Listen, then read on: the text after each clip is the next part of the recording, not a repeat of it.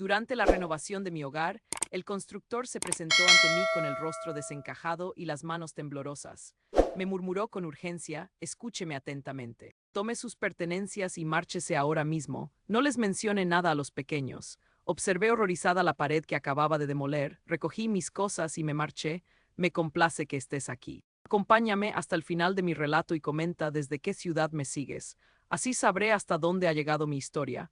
Mi nombre es Esperanza y tengo 63 años. Durante 35 años habité la misma vivienda, en el mismo vecindario apacible de las afueras de Portland, junto al mismo hombre. Eduardo falleció hace 6 meses de un ataque cardíaco fulminante mientras podaba el jardín un sábado matutino. No hubo despedida, no hubo palabras finales, solamente el ruido de la podadora eléctrica, que continuó funcionando sola hasta que el vecino advirtió que algo terrible había sucedido. Transcurrí los primeros 4 meses sumida en una especie de bruma. Mis hijas, Carmen y Elena, llegaban los fines de semana, organizaban documentos, movían papeles, discutían sobre el futuro como si yo fuera invisible en la habitación. Carmen tiene 35 años y se desempeña en recursos humanos. Elena tiene 32 y es supervisora de ventas. Ambas heredaron la mandíbula firme de Eduardo y esa manera de observarme como si fuera una dificultad que requería solucionarse. Fue Carmen quien propuso la renovación. Mamá, esta vivienda está anclada en 1985, declaró mientras tocaba el papel decorativo floral del corredor con 2 dedos, como si estuviera contaminado. Si planeas vender, necesitas modernizarla. El sótano está en condiciones deplorables. Nadie pagará un precio decente por esto. Yo no deseaba renovar, ni siquiera estaba convencida de querer vender. Pero Elena me explicó con esa paciencia exagerada que emplean las personas cuando conversan con criaturas pequeñas, que mantener una casa tan amplia ya no tenía lógica para mí. Papá ya no está, mamá, es demasiado espacio, demasiado mantenimiento. Contraté a Ricardo a través de una recomendación del barrio. Era un hombre de aproximadamente 40 y tantos años, silencioso, competente. Usaba camisas de cuadros incluso en verano y siempre llegaba exactamente a las 7 de la mañana. Me simpatizaba porque no intentaba llenar el silencio con conversación innecesaria. La renovación comenzó un martes de octubre. Ricardo y su pequeño grupo empezaron por el sótano, como Carmen había insistido. Ahí está el verdadero inconveniente, mamá. Humedad, moho, paredes deterioradas, todo debe eliminarse. Durante las primeras 2 semanas evité descender, el ruido era constante. Martillos, sierras, voces masculinas impartiendo instrucciones. Me quedaba en la cocina bebiendo té, mirando por la ventana, preguntándome cómo había llegado aquí, a esta existencia donde mis propias hijas determinaban mi futuro sin consultarme realmente. Fue un jueves por la mañana cuando todo se transformó. Ricardo subió las escaleras del sótano más rápidamente de lo habitual. Escuché sus botas pesadas golpeando los escalones de madera. Cuando ingresó a la cocina, su rostro estaba pálido, no blanco, sino gris como ceniza. Señora Herrera, dijo, y su voz sonaba extraña, tensa. Necesito que baje un momento. Me levanté lentamente, sintiendo que mis rodillas protestaban. 63 años pesan diferente cuando has transcurrido décadas sin moverte mucho más allá de la cocina y el mercado. El sótano olía a polvo y madera húmeda. La luz de las lámparas de trabajo creaba sombras duras contra las paredes de concreto. Ricardo había derribado la pared del fondo, esa que siempre había estado cubierta, con estanterías metálicas repletas de cajas viejas que nunca revisé. Detrás de esa pared había un espacio, no extenso, quizás 1,5 metros de profundidad, pero suficiente, y estaba repleto de cajas. Las encontramos hace una hora, dijo Ricardo, y noté que evitaba mirarme directamente. Al principio pensé que era solo almacenamiento extra, ya sabe, cosas viejas, pero entonces abrí una. Se acercó a una caja de cartón que había colocado aparte de las demás. La tapa estaba levantada. Dentro había cartas, montones y montones de cartas, todavía en sus sobres, muchas sin abrir. Me arrodillé despacio, sintiendo como mis huesos crujían. Tomé el primer sobre. Estaba dirigido a mí. La letra era de mi madre. La fecha del matasellos decía marzo de 1993. Mi madre murió en 1997. Yo nunca recibí esta carta. Mis manos temblaban cuando la abrí. El papel estaba amarillento, pero la tinta seguía siendo legible. Querida Esperanza, he intentado contactarte, pero Eduardo dice que estás ocupada. Entiendo que la vida con 2 niñas pequeñas debe ser extenuante. Solo quería que supieras que papá y yo estamos bien. Tu hermana Magdalena pregunta por ti constantemente. Dice que no devuelves sus llamadas. Cariño, sé que tuvimos diferencias, pero eres mi hija. Te extraño, por favor, llámame cuando puedas. Cerré los ojos. Mi madre había muerto pensando que yo la había rechazado, que yo había elegido el silencio. Hay más, dijo Ricardo suavemente, muchas más de diferentes personas, años y años de correspondencia. Abrí otra caja. Invitaciones de boda, avisos de nacimiento, tarjetas navideñas, cartas de mi hermana Magdalena, correspondencia de amigas del colegio. Incluso había notificaciones oficiales, convocatorias de reuniones familiares, avisos de funerales, todo dirigido a mí. Nada de eso había llegado jamás a mis manos. Señora Herrera, la voz de Ricardo me sacó del estupor. Cuando lo miré, vi algo en sus ojos que no había visto antes: miedo. Hay algo más que necesitas saber. Me llevó hacia la esquina del espacio oculto. Ahí, en la pared de concreto, había marcas, rayas hechas con marcador permanente, fechas, números. Ricardo señaló una. Madre llamó 19 de julio de 1995, no contestar, decir que está en el doctor. Otra, Magdalena insiste, bloquear números si es necesario. Otra más, invitación, reunión familiar, responder que no puede asistir, problemas de salud. Había docenas, un registro meticuloso de cada intento de contacto que Eduardo había interceptado durante décadas. Sentí que el piso se movía debajo de mí. Ricardo me sostuvo del brazo. Señora Herrera, escuche con atención. Su voz era baja, urgente. Tome sus cosas y salga de esta casa inmediatamente. No les diga nada a sus hijas todavía. Solo váyase. ¿Qué? ¿Por qué? Porque si su esposo hizo esto durante 30 años sin que usted se diera cuenta. Ricardo me miró directamente a los ojos. Entonces no era el único que sabía. Mi corazón se detuvo. Las cajas están organizadas por año, continuó Ricardo. Están etiquetadas, catalogadas. Alguien bajaba aquí regularmente. Alguien mantenía esto. Y señora Herrera, algunas de estas cajas tienen fechas de después de que sus hijas fueran lo suficientemente grandes como para bajar solas al sótano. El mundo se inclinó. Me apoyé contra la pared fría. Vaya a un hotel, dijo Ricardo. Llévese estas cajas, léalas, entienda lo que realmente pasó y después decida qué hacer. Mis hijas vienen mañana, susurré. Exactamente, respondió Ricardo, por eso tiene que irse hoy. La habitación del hotel era pequeña y olía a detergente industrial y anonimato, exactamente lo que necesitaba. Pagué en efectivo por 3 noches en un motel al otro lado de la ciudad, usando el dinero que había guardado en un sobredentro de mi cartera, dinero que Eduardo nunca supo que tenía porque lo había ahorrado de las compras del mercado durante años. $5 aquí, 10 allá. Había traído 6 cajas. Ricardo me ayudó a cargarlas en mi automóvil, mi viejo Honda Accord, que Eduardo siempre decía que algún día cambiaríamos por algo mejor. Pero que nunca cambiamos. Ricardo no dijo nada más, solo apretó mi hombro brevemente antes de que me fuera. Tómese su tiempo, fue lo único que agregó. Ahora las cajas estaban apiladas junto a la cama. Las había numerado mentalmente del 1 al 6. Decidí empezar con la que parecía más antigua, fechada de 1980 y 8 a 1992. Adentro había cartas de mi madre, docenas de ellas. La primera era de junio de 1988, solo 3 años después de que Eduardo y yo nos casáramos. Mi madre escribía sobre cosas mundanas. El jardín, el gato nuevo que papá había traído a casa, cómo Magdalena había conseguido un ascenso en su trabajo. Pero había una línea que me atravesó como un cuchillo. Echo de menos nuestras conversaciones telefónicas, cariño. Eduardo dice que estás muy ocupada adaptándote a la vida de casada, pero seguramente tienes 5 minutos para tu madre. Yo recordaba ese periodo. Recordaba sentir que mi familia se había distanciado después de la boda. Eduardo me decía que era normal, que ahora mi prioridad era nuestra nueva familia, que mi madre estaba siendo posesiva. Yo le creí. La siguiente carta era de septiembre del mismo año. El tono era diferente, más preocupado. Esperanza, he llamado 6 veces esta semana. Eduardo siempre contesta y dice que estás durmiendo o en el baño o que saliste. Cariño, ¿estás bien? Hice algo malo. No, no había hecho nada malo, pero yo nunca recibí esas llamadas. Nunca supe que había llamado 6 veces. Seguí leyendo carta tras carta, año tras año, mi madre rogando por contacto. Al principio peticiones suaves, luego preguntas más urgentes, finalmente una desesperación silenciosa que me rompió por dentro. En una carta de 1990, mi madre escribió sobre su diagnóstico de cáncer. Cáncer de mama, etapa 2, necesitaba cirugía, quería que yo estuviera ahí. Yo nunca supe que tuvo cáncer. Nunca estuve ahí, tuve que detenerme. Cerré la carta y me quedé mirando la pared beige del hotel, sintiendo como algo dentro de mí se fracturaba de una manera que sabía que nunca se repararía completamente. Mi madre había estado enferma y yo ni siquiera lo sabía porque Eduardo nunca me lo dijo. Respiré hondo y abrí la siguiente caja. Esta contenía cartas de Magdalena, mi hermana menor. Magdalena y yo habíamos sido inseparables de niñas. Ella era 3 años menor que yo, divertida, espontánea, todo lo que yo no era.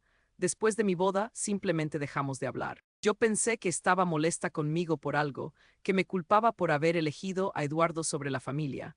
La primera carta de Magdalena era de 1989. Esperanza, no entiendo qué pasó. Mamá dice que Eduardo le dijo que tú no quieres hablar conmigo. ¿Es verdad? ¿Qué hice? Por favor, llámame. Solo quiero saber que estás bien. Hubo más, muchas más. Magdalena había intentado contactarme durante años. Me había enviado invitaciones a la boda de su mejor amiga, donde yo era la madrina original. Me había escrito cuando nació su primer hijo, mi sobrino Alejandro, en 1993. Había fotos dentro del sobre. Un bebé pequeño con los ojos claros de nuestra familia. Yo no sabía que tenía un sobrino. Para 1995, el tono de Magdalena había cambiado. Ya no rogaba. Ahora sonaba cansada. Esperanza, no sé si sigues recibiendo mis cartas o si simplemente has decidido que ya no quieres tener familia. Mamá está peor, el cáncer volvió, los doctores no son optimistas. Sé que ha pasado mucho tiempo, pero ella te ama. Sería bueno que la llamaras antes de que sea demasiado tarde. Mi madre murió en enero de 1997. Yo fui al funeral, recuerdo ese día con una claridad dolorosa. Eduardo me llevó en automóvil. Yo estaba aturdida, confundida de por qué mi propia familia me miraba con tanta frialdad. Magdalena ni siquiera me habló. Pensé que estaba enojada porque no había estado presente durante la enfermedad de mamá. Ahora entendía por qué. Ella pensaba que yo había elegido no estar presente, que había recibido todas sus cartas, todas sus súplicas y simplemente no me había importado lo suficiente como para responder. Abrí la tercera caja. Esta tenía fechas más recientes, del año 2000 hasta 2005. Había invitaciones a cumpleaños, graduaciones, reuniones familiares. Una invitación a la boda de Magdalena en 2002, otra al bautizo de su segundo hijo en 2004. Eventos familiares completos que sucedieron sin mí porque yo nunca supe que estaba invitada. Encontré también cartas de amigas del colegio. Rosa, con quien había sido inseparable en la secundaria.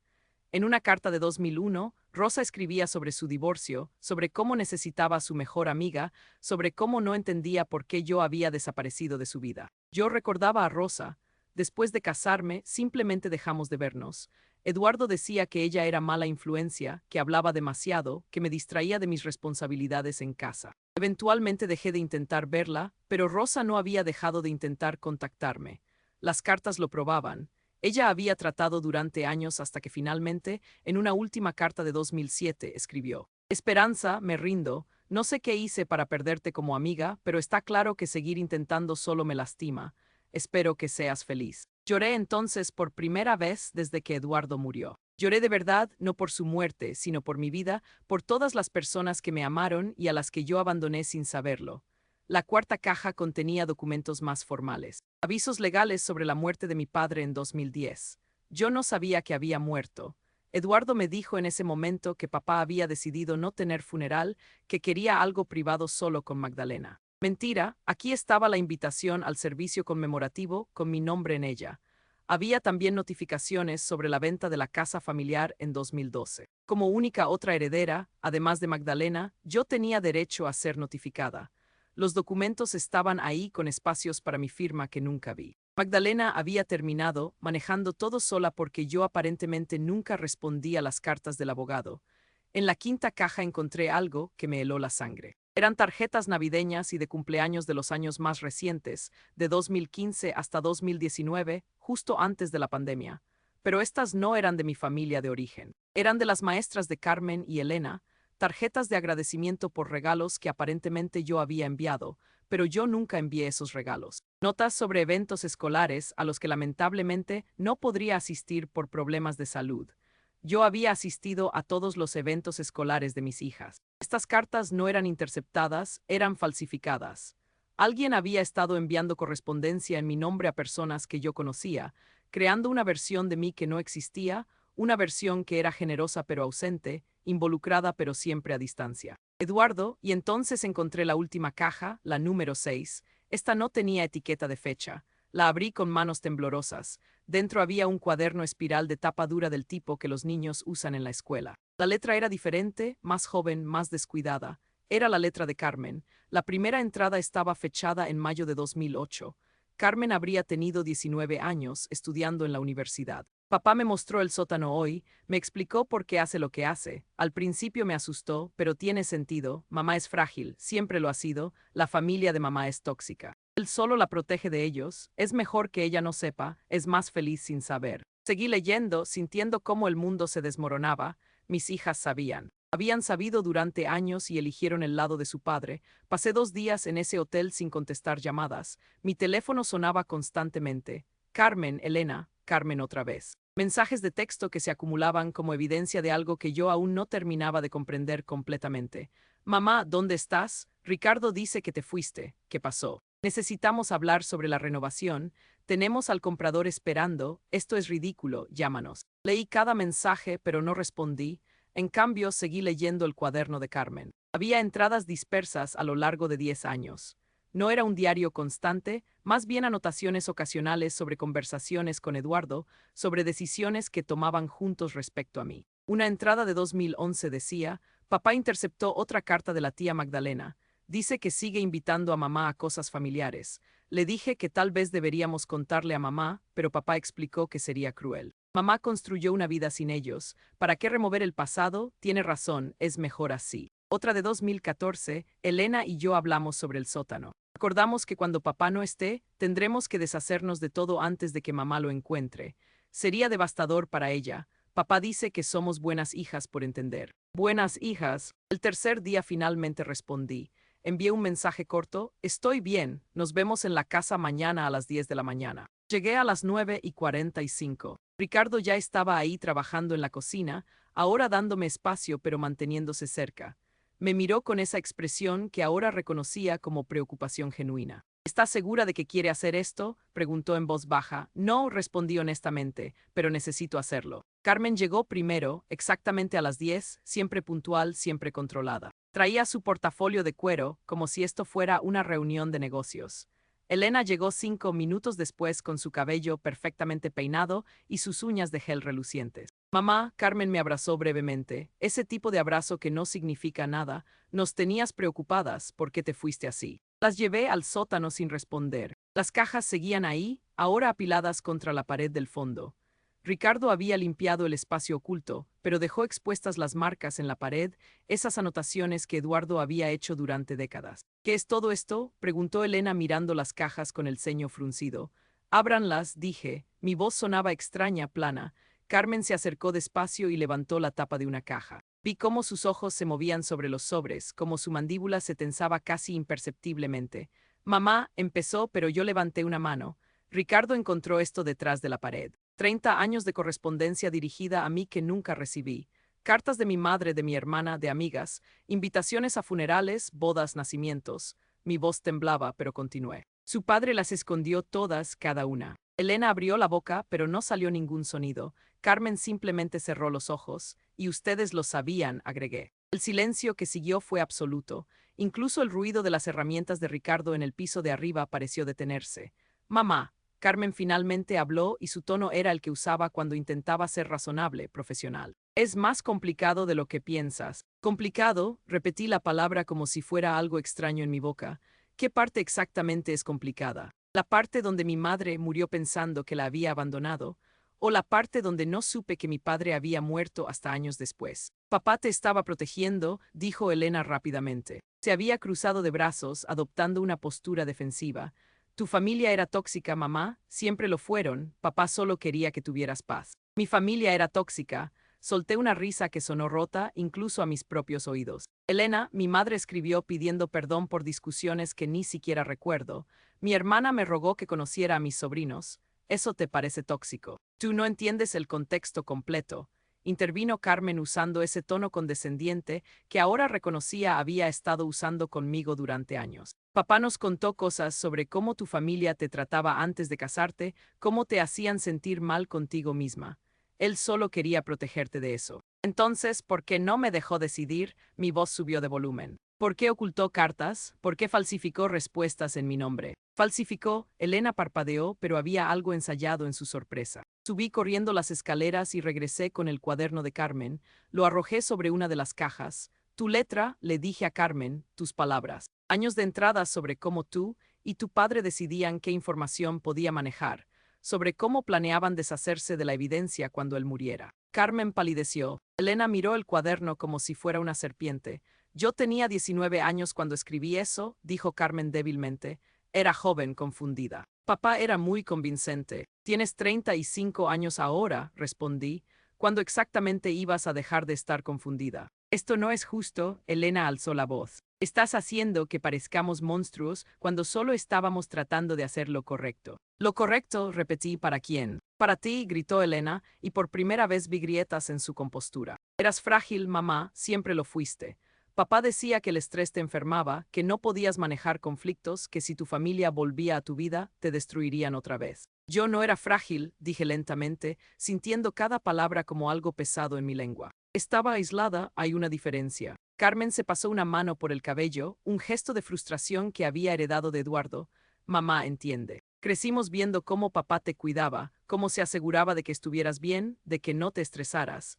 Eso es lo que aprendimos que significaba amar a alguien. Eso no es amor, dije. Eso es control. ¿Y qué querías que hiciéramos? Preguntó Elena. Su voz ahora sonaba cansada, casi aburrida.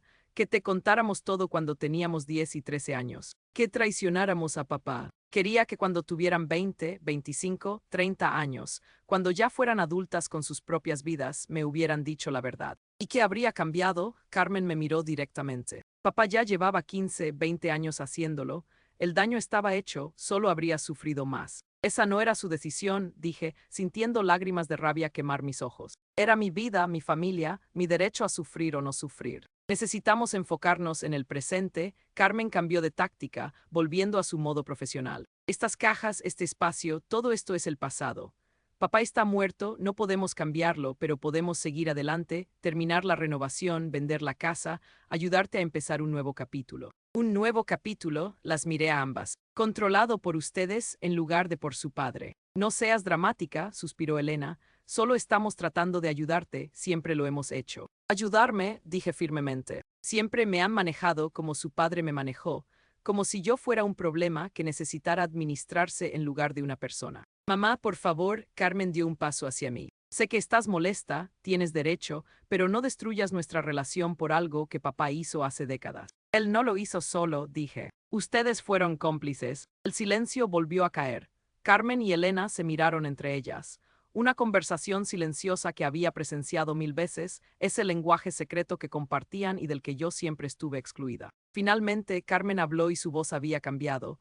Ya no era suave o profesional, era fría. ¿Qué quieres, mamá? Una disculpa. Bien, lo siento, lo sentimos. Papá tomó decisiones cuestionables y nosotras no te las contamos. Feliz ahora, podemos seguir adelante. No, dije simplemente. ¿No qué? Preguntó Elena, irritación filtrándose en su tono. No, no pueden seguir adelante, no aquí, no conmigo. Carmen soltó una risa incrédula. ¿Qué se supone que significa eso? Significa que necesito que se vayan ambas. Ahora, mamá, esta es nuestra casa familiar, dijo Elena. No puedes simplemente echarnos. Esta es mi casa, corregí. Está a mi nombre, siempre lo ha estado. Y les estoy pidiendo que se vayan. Elena dio un paso adelante con los ojos brillando. ¿Sabes qué? Bien. Ve a revolcarte en tu autocompasión, pero cuando finalmente decidas madurar y aceptar que la vida no es perfecta, que las familias cometen errores, estaremos esperando que nos llames. Se dio la vuelta y subió las escaleras pisando fuerte. Carmen se quedó un momento más. ¿Vas a arrepentirte de esto?, dijo en voz baja. Somos todo lo que tienes. No, respondí pensando en las cartas de Magdalena, en los sobrinos que nunca conocí, en la familia que nunca dejó de buscarme. Ya no lo son. Carmen subió las escaleras sin decir otra palabra. Escuché la puerta principal abrirse y cerrarse con fuerza. Ricardo apareció en la entrada del sótano, herramienta en mano, habiendo presenciado claramente todo. ¿Está bien?, preguntó. Me senté en el piso frío de concreto, rodeada de 30 años de mentiras empacadas en cajas de cartón. No, dije honestamente, pero voy a estarlo. Pasé esa noche en el sótano rodeada de las cajas. Ricardo se había ido a las 6, no sin antes preguntarme 3 veces si estaría bien sola. Le aseguré que sí, aunque no estaba completamente segura de que fuera verdad. Busqué en la última caja, la que aún no había revisado completamente. En el fondo, debajo de más cartas y documentos, encontré algo envuelto en papel de seda amarillento. Lo desenvolví con cuidado. Era un álbum de fotos. Las primeras páginas mostraban a una familia que apenas reconocía. Ahí estaba yo, quizás con 25 años, riendo junto a Magdalena en lo que parecía un día de campo. Mi madre estaba en la foto también, más joven, con el cabello más oscuro. Todos nos veíamos felices. No recordaba ese día, o tal vez lo había enterrado tan profundamente que dejó de existir en mi memoria. Seguí pasando páginas, navidades, cumpleaños, reuniones casuales. En cada foto yo me veía viva de una manera que no había vuelto a ver en el espejo durante décadas. Sonreía con los ojos, no solo con la boca. Mi cuerpo estaba relajado, no tenso. La última foto del álbum me detuvo en seco. Era de mi boda con Eduardo, pero no era una de las fotos oficiales. Esta era informal, tomada en algún momento durante la recepción. Magdalena estaba a mi lado susurrándome algo al oído. Yo estaba riendo, pero en el fondo de la imagen, apenas visible, estaba Eduardo mirándome. La expresión en su rostro no era de amor o felicidad, era de posesión. Cerré el álbum sintiendo náuseas. A la mañana siguiente, con solo 3 horas de sueño, hice algo que no había hecho en 32 años. Busqué el número de Magdalena. No fue difícil. Una simple búsqueda en Internet. Magdalena Vázquez viviendo todavía en Salem, Oregón, a 3 horas en auto de Portland, casada con alguien llamado Fernando, 2 hijos adultos, Alejandro y Lucía. Mis sobrinos, me senté en la cocina con una taza de café que se enfrió en mis manos mientras miraba el número en la pantalla de mi teléfono. ¿Qué le dices a una hermana que no has visto en 30 años? Una hermana que probablemente te odia por haberla ignorado durante toda la enfermedad de tu madre, el funeral, el nacimiento de sus hijos. Marqué antes de que pudiera convencerme de no hacerlo. El teléfono sonó 3 veces, 4. Estaba a punto de colgar cuando una voz respondió. Gola, era su voz, más ronca de lo que recordaba, envejecida por 3 décadas, pero inconfundiblemente Magdalena. Magdalena, dije, y mi voz se quebró en su nombre. Soy Esperanza. Silencio absoluto del otro lado, tan largo que pensé que había colgado. Esperanza, repitió finalmente, y había algo extraño en su tono, no ira, confusión. Mi esperanza, dijo, mi esperanza. Sí, otro silencio. Luego, con voz cuidadosa, casi temerosa, ¿por qué me llamas después de todos estos años? No había forma suave de decirlo. Porque nunca recibí tus cartas. ¿Qué? Nunca recibí ninguna de tus cartas, ninguna de las cartas de mamá, nada. Eduardo las escondió todas. Las encontré hace unos días durante una renovación. Las palabras salieron en tropel. Magdalena, yo no sabía que mamá tuvo cáncer, no sabía sobre Alejandro y Lucía, no sabía que papá murió. Nunca supe nada porque Eduardo ocultó todo y yo acabo de descubrirlo y yo. Espera, Magdalena me interrumpió, espera, espera. Estás diciendo que nunca recibiste ninguna de mis cartas en 30 años. Ninguna, las tengo aquí, cajas llenas de correspondencia sin abrir o que nunca me entregó. Escuché un sonido del otro lado, como si Magdalena hubiera dejado caer algo. Dios mío, Esperanza, yo pensé, todos pensamos que simplemente no te importábamos, que habías elegido a Eduardo sobre nosotros. Nunca elegí eso, las lágrimas corrían por mi rostro ahora. Nunca habría elegido eso. Mamá murió pensando que la odiabas, dijo Magdalena y su voz temblaba. Le rompió el corazón, siguió esperando hasta el final que llamaras. Lo sé, leí sus cartas, todas. Otro largo silencio. Luego Magdalena preguntó, ¿dónde está Eduardo ahora? Murió hace 6 meses. ¿Y tus hijas, Carmen y Elena? Ellas sabían, dije simplemente. Sabían lo que Eduardo hacía y nunca me dijeron. Magdalena soltó el aire lentamente. Esperanza, necesito tiempo para procesar esto, es mucho. Después de 30 años de pensar que mi hermana me había abandonado, ahora descubrir que. Lo entiendo, dije rápidamente, no espero nada. Solo necesitaba que supieras la verdad. ¿Puedo llamarte mañana? Preguntó Magdalena. Necesito hablarlo con Fernando, necesito pensar. Por supuesto. Esperanza, dijo justo antes de colgar. Si esto es verdad, si realmente nunca recibiste mis cartas, entonces hay mucho que necesitamos hablar. Magdalena no esperó hasta el día siguiente. Me llamó esa misma noche a las 9. Necesito verte, dijo sin preámbulos. En persona mañana, yo puedo manejar hasta Salem, ofrecí. No, yo voy a ti, dame tu dirección. Le di la dirección de la casa. Pasé toda la noche despierta, limpiando, organizando, sin saber qué más hacer con la ansiedad que me carcomía. A las 8 de la mañana, Ricardo llegó y me encontró reorganizando las cajas del sótano por 10ª vez. Señora Herrera, dijo gentilmente, su hermana va a venir a verla a usted, no a las cajas. Tenía razón, por supuesto, Magdalena llegó exactamente al mediodía. La vi desde la ventana saliendo de un Toyota Camry azul. Seguía siendo delgada, pero su cabello ahora era completamente gris, cortado en un bob práctico. Usaba jeans y una chaqueta de mezclilla. Abrí la puerta antes de que pudiera tocar el timbre. Durante un largo momento solo nos miramos, vi mis propios ojos verdes mirándome de vuelta. La misma nariz que compartíamos con nuestra madre, la misma forma de la boca. Dios mío, susurró Magdalena, realmente eres tú. Realmente soy yo. No sé quién se movió primero, pero de repente estábamos abrazadas en el porche, ambas llorando, aferrándonos la una a la otra, como si temiéramos que la otra desapareciera si soltábamos. 30 años, sollozó Magdalena contra mi hombro, te perdí por 30 años. Lo siento, seguí repitiendo, lo siento mucho. Tú no tienes que disculparte, dijo Magdalena separándose para mirarme a la cara. Nada de esto fue tu culpa. La llevé adentro, le mostré las cajas, le mostré las anotaciones en la pared del sótano, le mostré el cuaderno de Carmen. Magdalena leyó en silencio, su expresión cambiando de shock a horror a algo parecido a la furia. ¿Tus hijas sabían?, preguntó finalmente. Durante años, aparentemente. Magdalena dejó el cuaderno. Esperanza, necesito que entiendas algo. Cuando mamá murió, yo estaba tan enojada contigo, tan profundamente herida. Había intentado durante años traerte de vuelta a nuestras vidas y tú simplemente no respondías. En el funeral ni siquiera me miraste. Porque pensé que tú estabas enojada conmigo, dije. Eduardo me dijo que la familia me culpaba por no haber estado ahí durante la enfermedad de mamá, que era mejor mantener distancia. Él te aisló completamente de nosotros. Magdalena sacudió la cabeza. Y lo hizo tan bien que ninguno de nosotros se dio cuenta de lo que realmente estaba pasando. Pensamos que eras tú eligiendo alejarte, cuando en realidad yo nunca me alejé. Nunca supe que necesitaban que volviera. Magdalena se limpió los ojos. Alejandro tiene 32 años ahora, Lucía tiene 28, están casados, tienen sus propias vidas. Nunca conocieron a su tía Esperanza. ¿Puedo conocerlos ahora?, pregunté mi voz pequeña, ¿o es demasiado tarde? Magdalena me tomó las manos. Nunca es demasiado tarde para la familia real, Esperanza, la familia que elige estar presente. Pasamos el resto del día hablando. Magdalena me contó sobre los 30 años que había perdido, sobre Alejandro convirtiéndose en maestro, sobre Lucía trabajando como enfermera, sobre su esposo Fernando, que había querido buscarme hace años, pero Magdalena se negó, demasiado lastimada por el rechazo percibido. Le conté sobre mi vida con Eduardo. Mientras hablaba, cosas que había normalizado durante años sonaban diferentes en voz alta. La forma en que Eduardo siempre insistía en revisar el correo primero, cómo desalentaba mis amistades, cómo me convencía de que era demasiado sensible, demasiado frágil, que necesitaba que él filtrara el mundo por mí. Era abuso, dijo Magdalena finalmente.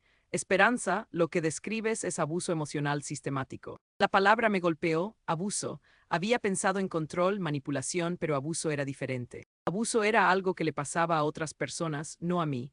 Excepto que sí me había pasado a mí durante 35 años. ¿Qué vas a hacer ahora?, preguntó Magdalena mientras el sol comenzaba a ponerse. No lo sé, admití. Carmen y Elena quieren que termine la renovación y venda la casa, que siga adelante como si nada de esto importara. ¿Qué quieres tú? Nadie me había hecho esa pregunta en décadas. Quiero recuperar los años que perdí, dije lentamente. Quiero conocer a mis sobrinos. Quiero una relación contigo. Quiero dejar de ser la persona que Eduardo creó y descubrir quién soy realmente. Magdalena sonrió y fue como ver el sol salir después de una tormenta interminable. Entonces, eso es exactamente lo que harás.